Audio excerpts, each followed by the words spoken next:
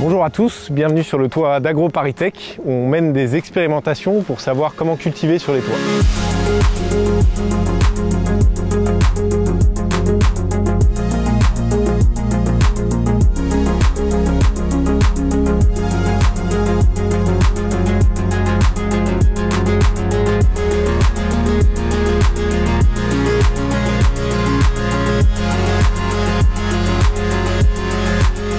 Autour de moi, j'ai des expérimentations qu'on mène donc depuis 2012 et notre objectif principal, c'est de voir comment est-ce qu'on peut cultiver uniquement à partir de produits qui viennent de la ville. C'est-à-dire qu'on n'utilise pas de sol naturel, on n'utilise que des produits comme du compost, du marc de café, de l'abri concassé, du bois broyé, tout ce qu'on peut trouver en ville et qui est utilisable pour produire des aliments.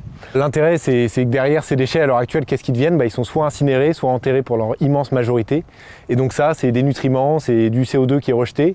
Donc c'est un impact environnemental très important, alors que ces déchets, c'est en fait des produits et on peut les réutiliser. Et l'idée, c'est qu'on a mis à chaque fois ces matériaux donc, dans des bacs. Et dessus, on regarde combien est-ce qu'on peut produire, quelle est la qualité de ce qu'on produit, comment va évoluer ce sol. En ce moment, qu'est-ce qu'on a sur le toit? Donc on a une association avec du chou rave, des blettes, de la ciboulette et du fenouil.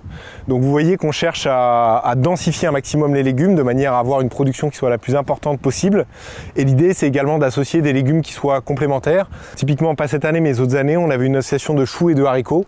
L'idée, c'est qu'il y en a un qui va se développer et utiliser l'espace aérien, c'est le haricot. Le chou va rester au sol avec un système racinaire relativement profond.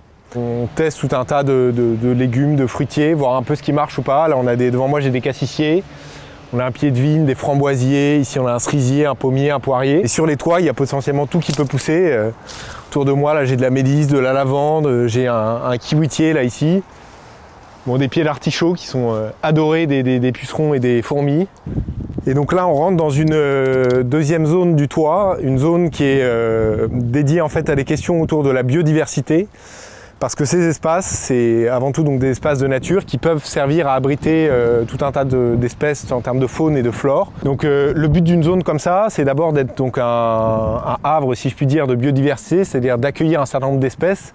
Et l'idée qu'on avait au début, mais qu'on n'a jamais pu tester directement, c'est aussi que ça serve au potager, parce qu'il y a des auxiliaires de culture, typiquement les coccinelles, qui peuvent arriver sur ce type de zone et ensuite être bénéficiaires au niveau du potager.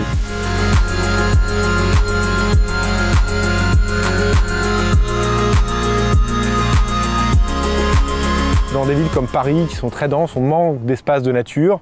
Et l'idée première ici, c'était d'utiliser des espaces que sont les toits, qui sont à l'heure actuelle majoritairement pas valorisés. Les toits, ça peut représenter jusqu'à 32% de la surface d'une ville, et à l'heure actuelle, c'est des surfaces qui sont perdues.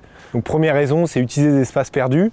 Deuxième raison, c'est générer de la production alimentaire sur ces espaces, et générer aussi des espaces où des gens peuvent venir, peuvent jardiner, peuvent passer simplement des moments soit autour d'activités pédagogiques, sociales ou juste des moments ensemble.